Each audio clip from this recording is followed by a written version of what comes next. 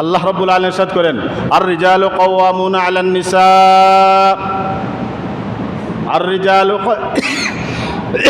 কাওয়ামুনা আলান নিসা, মহিলাদের স্ত্রীদের কর্তাকে পুরুষরা, তার স্বামী। দেখবেন অনেক মহিলা আছে স্বামীর সাথে ভালো ব্যবহার করে না। মহিলারা আবার নারাজ হইয়েন না, মহিলারা কি আবার নারাজ হইয়েন না। মহিলারা কি, অনেক মহিলারা আছে স্বামীর সাথে দেখবেন ভালো আচরণ করে না, খালি গরম বাসায়। আর দেখবেন যদি বাড়ি বাইসা বাইন বাইসা বালা শুনে বসেন তে চা খাও খায়, মাইক গো মাই কি ফিরিতি, হ্যাঁ কি ফিরিতি আছে না, এমন মহিলারা আছে না। এই ফিরিতে তো সমস্যাই। নিজের স্বামীর সাথে ফিরিতি করেন, নিজের স্বামীর সাথে ভালোবাসা রাখেন। কোনো পুরুষ যদি মহিলার হাতে ধরে, কোনো চেহারার দিকে যদি তাকায়, সৎকার সব হয়। মহিলার হাতে ধরে, স্ত্রীর হাতে যদি ধরে, পিছনের সব সগীরা গুনাহ মাফ হয়ে যায়, সুবহানাল্লাহ। এইগুলো আমরা করি না, মহিলারা এগুলার দ্বার ধারে না। আপনি মহিলারা, স্ত্রীরাও খেয়াল রাখবেন, পুরুষরাও খেয়াল রাখবেন। আপনারা স্ত্রীরা পুরুষের সামনে, আপনার স্বামীদের সামনে ভালো অবস্থায় একটু সাজগুজ করে উপস্থাপনা করবেন নিজেকে। স্বামী বাড়িতে আসতেছে, আপনি একবারে ময়লা আবর্জনা, ময়লা কাপড় পরিধান করিয়া, আমাদের মহিলাদের খাসলত খুব খারাপ। দেখবেন যখন তার বাবার বাড়ি যেত বা এই যে সেন্টার বিয়ার মধ্যে যখন যায়, শাস্তে শাস্তে শাস্তে শাস্তে ইয়া আল্লাহ নাউজুবিল্লাহি মিন যালিক। আর স্বামী যখন করে আসে তখন দেখবেন ওই বাগানে কাজ করিয়া আইছে মহিলারা, এমন লাগে। আসেনি এমন মহিলা? আপনার স্বামীর সামনে সৌন্দর্য দেখাইবেন, একটু সাজগুজ করে স্বামীর সামনে নিজেকে উপস্থাপন করবেন। পুরুষরাও একটু সাজিয়ে উজিয়া, আবার দাড়ি খাটিয়া সাজাইয়েন না। আর যখন একটু সাজিয়া যাইতে আপনি দাড়ি দুড়ি খাটিয়া পাল্লা করে খামাইয়া না। শরীয়তের বাইরে যাওয়া যাবে না। লা তাআতা লি মাখলুকিন ফি মাসিয়াতিল খালিক। আল্লাহর অবাধ্য হয়ে কোনো কিছু করা যাবে না, এমনকি মা বাবা হোক, এমনকি স্ত্রী হোক। শরীয়ত সম্মতভাবে যতটুকু সাজগুজ করার আছে আপনি আপনার স্ত্রীর সামনে উপস্থাপন, নিজেকে উপস্থাপন করা, তাহলে তো মহব্বত বাড়বে। মহব্বত হবে কীভাবে? মাঝে মাঝে ক্রিম টিন আওতাও নিয়ে দিবা, শরীয়ত সম্মত যেগুলো আছে। আল্লাহ, এখন দেখবেন এইটাকে সমস্যা আছে, তার স্বামীর সাথে ভালো আচরণ করে না মহিলারা। আর যদি লাগাবাড়ির এখন বাইসাব আসে, তে কি আসসালামু আলাইকুম বাইসাব নিতে বসেন, তে হেই না সুযোগ পাইছেন। বদমাস আছে কিছু লোক দেখবেন, যে সময় ওনার স্বামী বাড়িতে থাকে তখন কিন্তু যায় না, আর যখন তার স্বামীর বাড়িতে নাই তখন কিন্তু যায়। ও ভাবিনি বাইসাব না থাকলে, বিদেশ থাকলে কি হইব, আমরা তো আসি না নি। ইয়া কি বলে, কি সুন্দর কথা, যে বাইসাব যদিও বাড়িতে নাই আমরা তো আছি, টেনশনের কোনো কারণ নাই, চিন্তার কোনো কারণ নাই। তাই বাইসাব নিয়ে আলহামদুলিল্লাহ বড় মহব্বতের বাইসাব তে বসেন, এই চা বানায় কি মজা করি, দুধ দিয়া চা করি ভালো করি বানাই আনি দিলা, আর কি সুইট সুইট কি আলোচনা। মহিলাদের দুইজন পুরুষ খেয়াল রাখবেন, পরপুরুষ তো সবই হারাম, কিন্তু এই হারামের মধ্যে দুইজন পুরুষ মারাত্মকভাবে খেয়াল রাখতে হবে, যেটা সমাজে আমাদের একবারে সহজ করে দেওয়া হয়েছে। কোন দুইজন পুরুষ? আল্লাহ রাসূল ইরশাদ করেন, আল হামু আল মাউত, আল হামু আল মাউত, যে মহিলাদের কি দেবর, কে কে দেবর। এখন চিন্তা করেন কয়জন মহিলার দেবরকে কি করে পর্দা করে আর দেবর থেকে বাঁচিয়া থাকে। সবচেয়ে বড় সমস্যা হলো দেবর আর দুলাভাই, দুইজন পুরুষ। কি খে খে খেয়াল রাখবেন, খে খে খে দুলাভাই সাহেব আর খে দেবর। এর থেকে সমস্যাটাও হয় বেশি। দুলাভাই সাহেবের সাথে কিয় আর কি আবার, আর দুলাভাই সাহেবও যদি গেছে শ্বশুর বাড়ি, এখন খে শালিয়ে যদি আইয়া মাথায় না বাল্লাহরি গফ, তে আর আইতাম নাই। শালিয়ে তো তোমার মাথানির প্রশ্নই আসে না, শালিয়ে এখানে মাথাইব। পর্দার ভিতর থেকে হয়তো মাথাইতে পারে, তোমার সাথে আলোচনা করার তো প্রয়োজন নাই। শাশুড়িও কি করলেন, তাই নাস্তা উস্তা রেডি করিয়া শালিরা তো দিয়া যাও, দুলাভাইরে দিয়াও নিয়া। গণ্ডমূর্খ কোথা খায়, তুমি নিয়ে যাও না, শালিরে নাস্তা দিয়া কেন দিলাই? তাই না দুলাভাই সুযোগ পাইছেন, আমার তো মায়ার ছোটো বোন বসো, সুনামণি বসো, আছে না কি সুনামণি, তাই বসাইয়া পাল্লা করে কি মহব্বত আসেনি সমাজে। হ্যাঁ, আর আরো জড়িল কি দেবর। দেবরকে কি করে আল্লাহ রাসূলের ফরমান যে আল হামু আল মাউত, মৌত থেকে যেভাবে আপনি দূরে থাকেন বা মৌতকে যেভাবে ভয় পান, এর চাইতে আরো মারাত্মক হইল কে? দেবর। কে? দেবর। মারাত্মক জিনিস। কেন? এ তো ঘরের মধ্যে থাকে, সবসময় উঠা বসা চলাফেরা করে। কিন্তু খবর আছে, এর জন্য এই দুইজন পুরুষকে মহিলারা বেশি খেয়াল রাখবেন, এদের কি তে সতর্ক থাকবেন। অন্য পুরুষ তো সহজে কাজ মিটতে পারবে না, দুলাভাই তো সরাসরি পাকুড়া চলে আসবে, কিচেন রুমে চলে আসবে, এর জন্য তো এটা সহজ হয়ে যায়। দুলাভাই সাহেব কোথায় চলে আসবে? এই পাক চলে আসবে। দেবর তো পাকুড়া চলাফেরা করবে, কিন্তু এর থেকে সতর্ক থাকবেন, খেয়াল রাখবেন, খুব কেয়ারফুল মহিলারা। কার থেকে? কয়জন পুরুষ থেকে? হ্যাঁ, শ্বশুর শাশুড়িরাও খেয়াল রাখবেন। আপনার জামাই আসছে, শালিকে দিয়ে পাঠাইয়েন না নাস্তা বাস্তা, কাকে দিয়ে পাঠাইবেন? আপনার শাশুড়ি নিয়ে যান, আপনার তো জায়েজ আছে, আপনার ছেলের সমান, আপনি নিয়ে যান। শালিকে দিয়ে কেন পাঠাইবেন নাস্তা, কেন দিবেন? এর জন্য দুইজন পুরুষ থেকে কী রাখবেন, খুব খেয়াল রাখবেন। কারণ বিস্তারিত বললে আবার আপনারা নারাজ হয়ে যাবেন। অনেক কিছু খুলে, আর সব কিছু খুলে বলা যায় না। একদিকে মসজিদ, আর হুজুররা তো একটু এইগুলো তো একটু লজ্জাও তো লাগে না। এর জন্য খেয়াল রাখবে দুইজন পুরুষ থেকে, একজন হলো কি দেবর ভাবি, আর আরেকজন হলো কি শালি এবং দুলাভাই। ওই দুলাভাইয়ের থেকে সতর্ক থাকবেন। নিজের স্বামীর সাথে মহব্বত করবেন। কার সাথে? নিজের স্বামীকে মহব্বত করবেন। স্বামী ঘরে আসলে সালাম করবেন। বাজারের ব্যাগটা কি করবেন? আগাইয়া আনবেন। আনেনি আমরা মহিলারা? হায় হায়, দেখবেন স্বামী বাজারে গেছে, এমন ঘুমাইছে, ডাকতে দরজা ভাঙ্গি লেগতেছে, কিন্তু মহিলারা উঠে না। আসেনি এমন মহিলা, গাফিল মহিলা, প্রায় মহিলা তো এমন। এখন হযরত খাদিজা কুবরা রাদিয়াল্লাহু আনহা যখন বিশ্ব নবী রহমতুল্লাহ আলামিন দিনের কাজ করে যখন বাড়িতে ফিরতেন, ওই দরজায় যখন নক করতেন, খাদিজা ডাক দেওয়ার সাথে সাথে লাব্বাইকা ইয়া রাসূলুল্লাহ বলে দরজা খুলে দিতেন। ও খাদিজা, এত রাত হয়ে গেল, তুমি কি ঘুমাও না? ইয়া রাসূলুল্লাহ, ইয়া হাবিবাল্লাহ, আপনি দিনের কাজের জন্য বাহিরে আছেন, আর দিনের কাজ সারাদিন ক্লান্ত শ্রান্ত হয়ে দরজায় আমাকে ডাক দিয়ে যদি আমি ঘুমের মধ্যে থাকি, আর আপনি যদি ডাকের সাথে সাথে আমি সাড়া না দেই, বিশ্ব নবীর মনে কষ্ট লাগবে, আর বিশ্ব নবী যদি নারাজ হয়ে যান, আমার আল্লাহ নারাজ হয়ে যাবেন। সুবহানাল্লাহ। এর জন্য আপনি যতক্ষণ বাইরে থাকেন, আল্লাহর কসম আমি একদিনও বিছানায় কি বালিশে মাথা রাখাই আমি একদিনও ঘুমাই নাই। সুবহানাল্লাহ।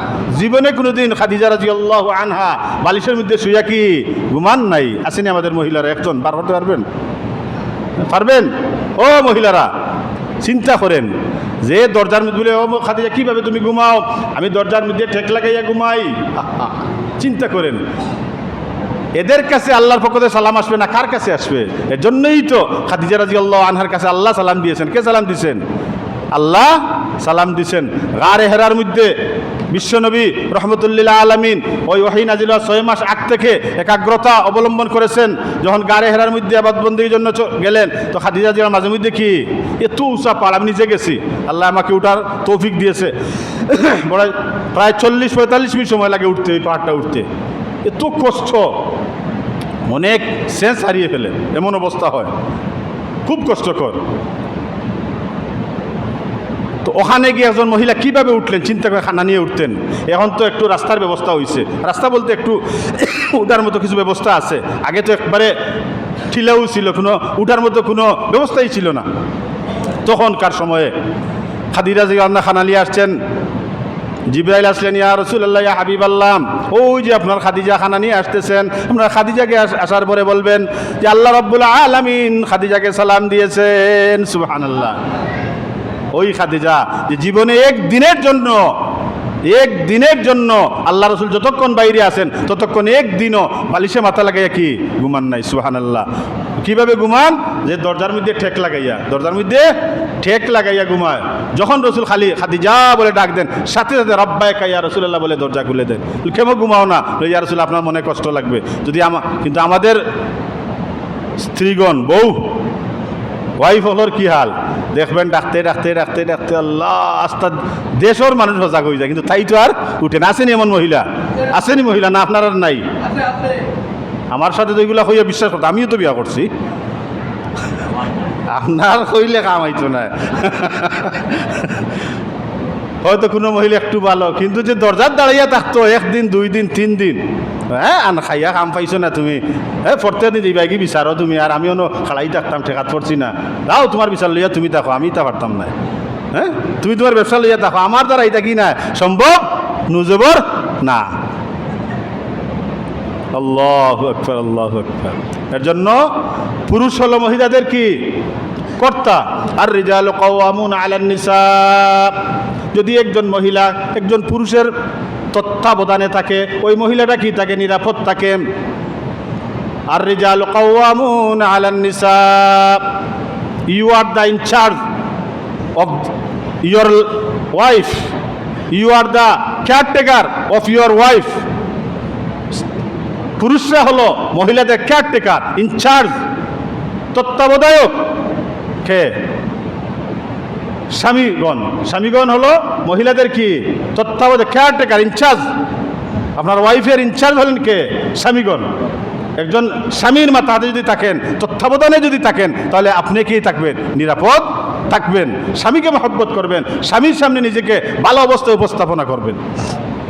আর পুরুষেরাও স্ত্রীর সাথে কি করেন? ভালো আচরণ করবেন। আল্লাহ রসুল বলেন, তিরমিজি শরীফের রওয়ায়াত, খায়রুকুম খায়রুকুম লিআহলিহি ওয়া আনা খায়রুকুম লিআহলি।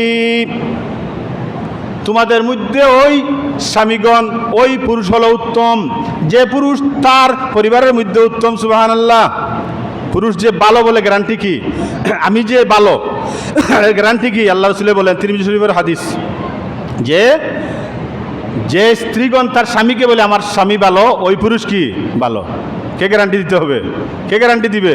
যদি আপনার স্ত্রী বলে আমার স্বামী খুব ভালো, তাহলে আপনার ভালোর কি গ্যারান্টি আছে।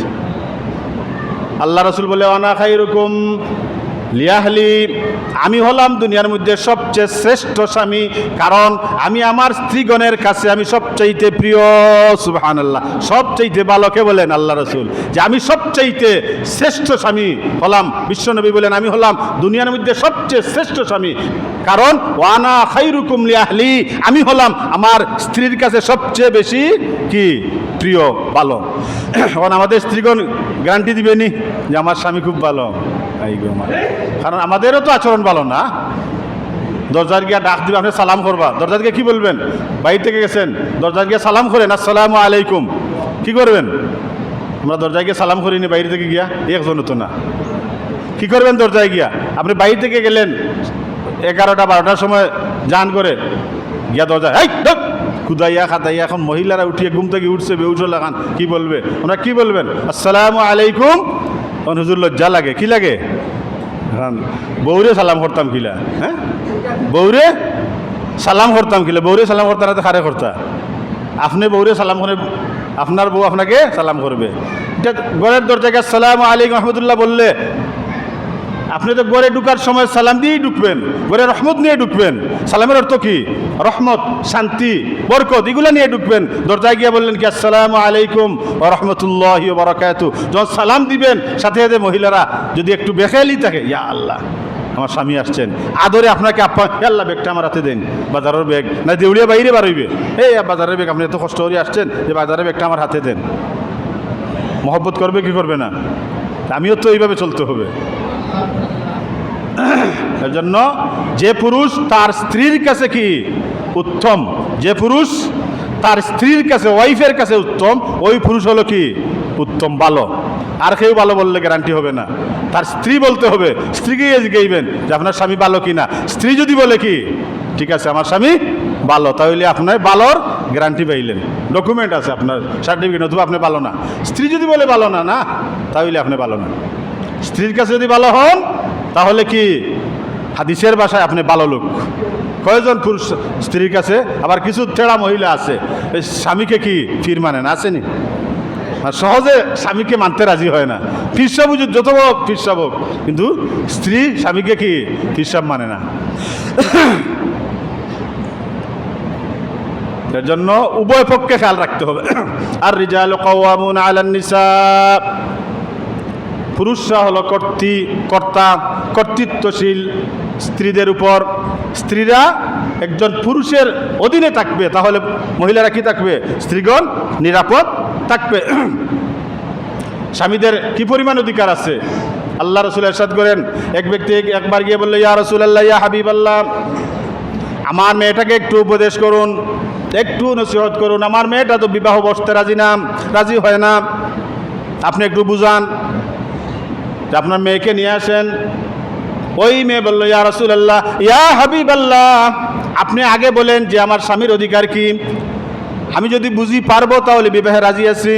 আল্লাহ রসুল বললেন, ও মহিলা, তোমার স্বামীর অধিকার হলো তোমার স্বামীর সমস্ত শরীরে যদি পুজ পানি হয়ে যায়, সমস্ত শরীর যদি পচে গলে যায়, আর ওই স্বামীর শরীর থেকে তুমি জিহ্বা দিয়া চাটাইয়া যদি ওই রক্ত পুজ তুমি কি চাটাইয়া তুলো, এরপরেও তোমার স্বামীর অধিকার আদায় হবে না। ইয়া রাসূলুল্লাহ, ইয়া হাবিবাল্লাহ, এটা আমার পক্ষে সম্ভব না, আর আমি বিবাহ হস্তেও রাজি না। কি এই অধিকার আদায় করা আমার পক্ষে সম্ভব না, আমি বিবাহে কি রাজিও না।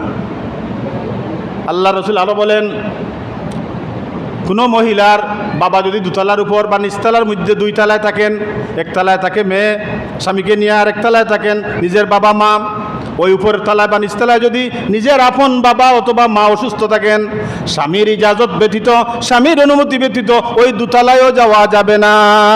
সুবহানাল্লাহ, কি পরিমাণ অধিকার আসেনি আমাদের মহিলার। দোকানে তো মহিলারা, আল্লাহ, বাজার হাট যা আছে খালি স্বামী বাইরিল ওইদিকে তাই ওইদিকে, আসেনি এমন মহিলা? সব না, কিছু মহিলা এমন আছে স্বামী একদিকে বাইরে হইল, মহিলারা কি আর একদিকে বাইরে হয়েছে।